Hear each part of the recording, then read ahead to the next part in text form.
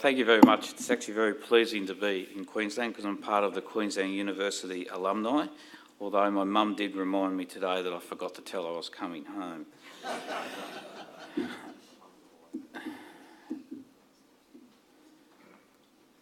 So Nusantara, we completed an IPO in August 2017. We raised $16 million, which was the largest gold float in the last 5 years.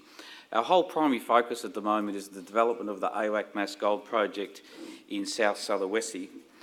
It's worth just reflecting on the recent events in Sulawesi. As many of you would be aware, there was an earthquake and tsunami that resulted in tragic loss of, significant loss of life and infrastructure.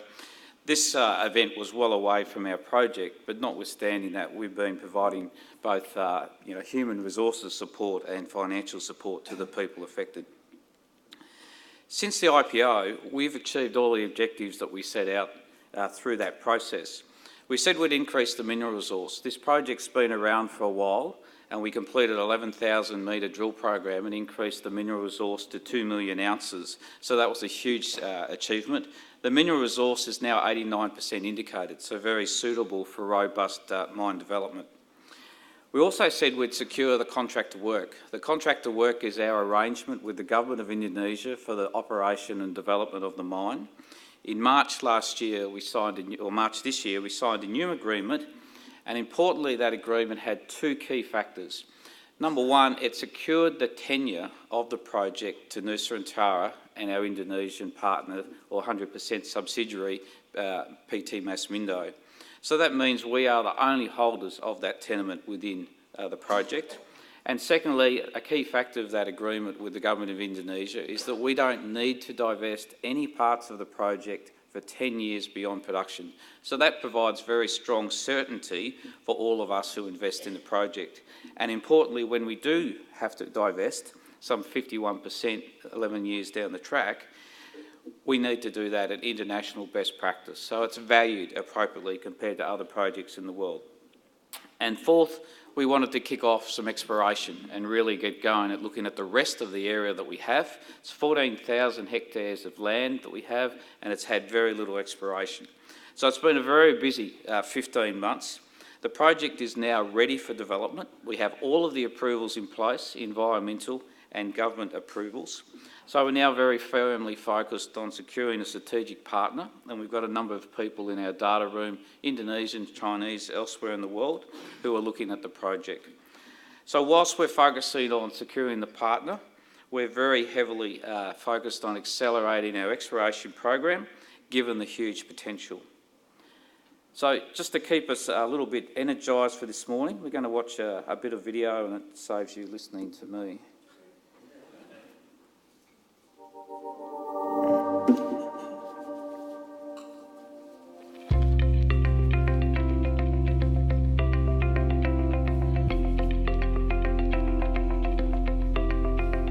Completion of the definitive feasibility study for the AWAC Mass Gold Project advances this long-life, low-cost gold project towards development.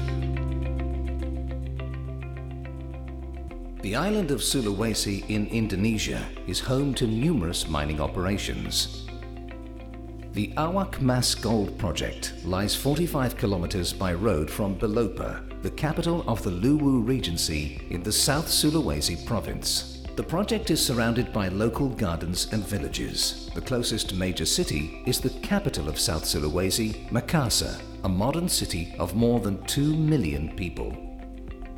Nusantara's contract of work was reaffirmed in March 2018 with the Government of Indonesia. It covers an area of almost 14,500 hectares of non-forestry land and allows for a 33-year operation and production period. The contract of work has no divestment requirement until the end of the 10th year of production, providing long-term investment security and tenure. The AWAC Mass Gold Project has an ore reserve of 1.1 million ounces of gold within a mineral resource of 2 million ounces. In April 2018, An 11,000-metre resource drilling program was completed over the Awak Mas and Salu Bulo deposits, which confirmed the geological model. The drilling program highlighted the potential for resource expansion of Awak Mas, Salu Bulo and the corridor between the two deposits. The contract of work area has significant exploration potential, with a number of brownfield prospects already identified in the mine and east corridors. The planned mining operation at the Awak Mas project will use conventional open pit methods. The pit has a low strip ratio and ideal geotechnical and hydrological conditions, resulting in a low-cost operation with the ability to mine from multiple pits. Ore will be processed by a conventional whole-of-ore leaching circuit, delivering gold recoveries of more than 91%. Clean tailings will be delivered to an engineered storage facility. The project is enhanced with access to good local and regional infrastructure, such as stable grid power, processing water, ports and an airport, which will provide significant benefits for the rapid development of the project. The project's permits are in place, and Nusantara is developing the project on the basis of high environmental standards, with extensive baseline studies being completed. The Awak Mas Gold Project will provide significant employment and business opportunities for the region. Nusantara is also focused on implementing social development programs to improve education, health and social well-being for the local communities. Under the ownership of Nusantara Resources, the Awak Mas Gold Project is set to become a technically robust, long-life and low-risk gold mine, providing benefits to its shareholders and local Indonesian communities.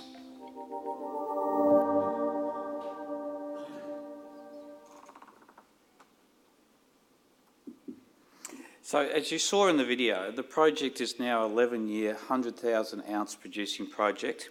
The DFS, as I said, is completed. The project, as you see in the picture, involves two pits. One of the pits is extremely large, 1.74 kilometres across. We'll process ore at 2.5 million tonnes a year at a very low operating cost, all-in sustaining cost of $760 an ounce. The project will generate around $40 million US after-tax profit in each year of operation. And if all goes well and funding is achieved, we'll be in production in 2021. So the project is low cost, and it's driven by the items you've seen here on the slide. A high production rate of 2.5 million tonnes allows us to drive efficiencies. The mine has a very low strip ratio, so the amount of waste that we move compared to the ore is very low across the project, and that drives our overall cost base. Processing is very conventional and quite simple in this project. There's no nasties in the ore, and that allows us to have a conventional treatment, but also high gold recoveries of over 90%. It's got what we call a moderate grind, which means we don't need to grind very hard to get the gold out. And 40% of the gold actually comes out through a gravity circuit, so we don't need reagents to treat it, and therefore the reagent consumption's low. One of the advantages of this project compared to some of our peers is we have great infrastructure. This project's going to be powered by a low-cost grid power, so we're only paying 8 cents a kilowatt US for our power. As you saw in the video, there's good roads, we've got access to ports, and we've got access to an airport that's only 2 hours drive away. And importantly for us, Sulawesi and Indonesia is a very strong mining base, long history of mining, so we have access in Sulawesi to an experienced workforce that can operate both the mine and also the processing area. So all of that helps us drive very strong economics for the project. This slide just compares Awak Mas with some similar undeveloped gold projects in the Asia-Pacific region. And you can have a look at this through the corporate presentation in more detail, but essentially the grade combination, the mine life, and on the right-hand side, the reserve base, puts us well ahead of some of our peers. So we think this is one of the premier undeveloped gold projects in that Asia-Pacific region. Whilst the DFS has been completed, it's really a snapshot in time based on the knowledge that we have at the moment. But through that DFS, we've identified some opportunities already to grow the project and to increase the NPV from its current 152 million US to around about 250 million. So that's a $100 million US increase, and that's all through doing additional drilling both in the existing areas of the pit, where we firmly believe that more drilling, closely spaced drilling, will lift the grade, and we've been doing a lot of computer simulation work to test that theory. And we also have areas around the existing deposits that have the potential to be expanded, which would add another 3 years of life to the project. So if you combine all of those, this project has got a huge potential to grow beyond its current NPV base without us even talking about exploration, which we'll cover in a second. So in terms of exploration, as I said, this is a very large area, 14,000 hectares. We've broken the area into three very, very simple areas. Around the processing plant in blue is called near mine. So these are areas that if we discover mineralisation and we can firm up deposits, they're within very simple trucking distance to the processing plant and therefore very cost efficient to brought into production. In the brown area is our brownfields area. The Tara deposit already has a 100,000 ounce inferred resource.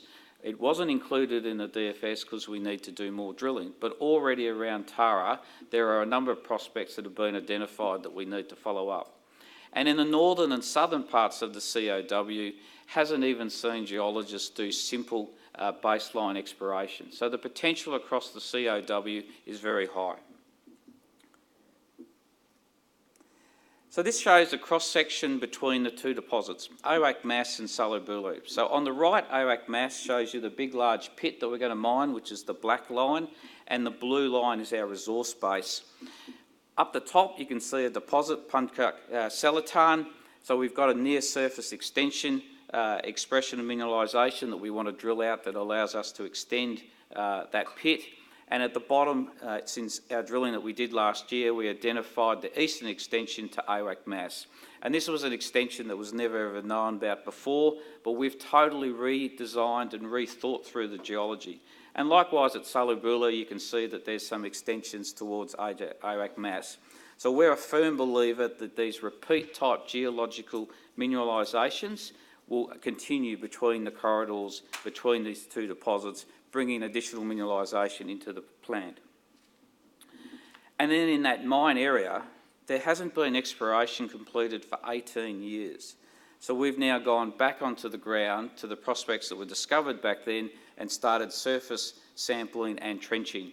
And you'll see in the detail in our corporate presentation all the results, but we're seeing gold grades of over 2 grams a tonne, and in some cases we've seen copper mineralisation of 1% copper, which is the first time that copper's been identified in the COW. Obviously early days, we've got to do a lot of drilling and a lot of follow-up, but the amount of surface mineralisation that we're outlining gives us a lot of hope that there'll be additional deposits to grow the production profile of the project as we go forwards. What's really interesting to us is the surface gold grades of these prospects is actually higher than the surface gold grade of our large Awak Mas project, or deposit, as you see here, that has around 35 million tonnes at 1.4 grams a tonne. And then finally, a part of exploration is to look at geophysics, using science and other mechanisms to help us look underneath the ground at features that helps us target mineralisation. So we've dusted off some old geophysics that was done many years ago, and a company here in Brisbane is helping us to analyse that data so we can look for new targets for mineralisation. And what is exciting to us is that work is clearly identifying that the surface mineralisation is related to volcanic intrusions below the surface, and the potential looks very, very exciting. And in fact, we see the potential as very analogous to the New Zealand deposit Waihi, which is over 10 million ounces. So we see the prospect as we do exploration across this COW as very, very high. And we've given ourselves a target of building our 2 million ounce resource to 5 million ounce. As I said before, no exploration's been completed for 18 years. So, I'll go back one if I can. I just want to quickly talk about Indonesia. It's our northern neighbour. It's got 250 million people, but it is an economic powerhouse. The GDP is growing at the rate of 5% a year. We'd love to have that in Australia. The rate of development of infrastructure, education, health facilities is phenomenal. I can stand in the middle of Sulawesi on my phone and ring London like I did last week. So the telecommunications system is fantastic. We're going to have high-speed fibre optic to the project. So it is a great place to invest.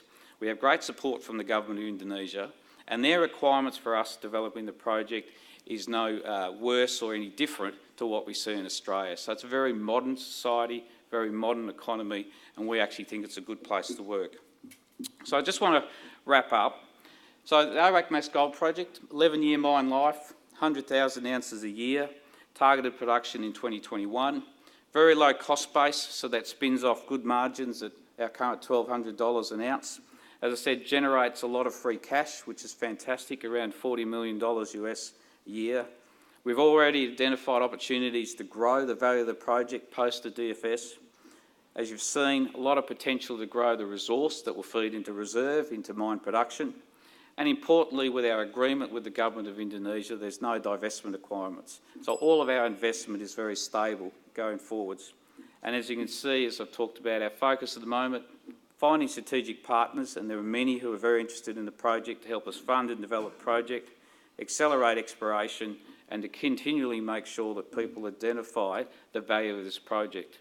And if you look on the share register, our value at the moment is about $20 million, and compared to other peers, we're probably about 50% of the market cap. So we think we're very, very good value. Thank you very much.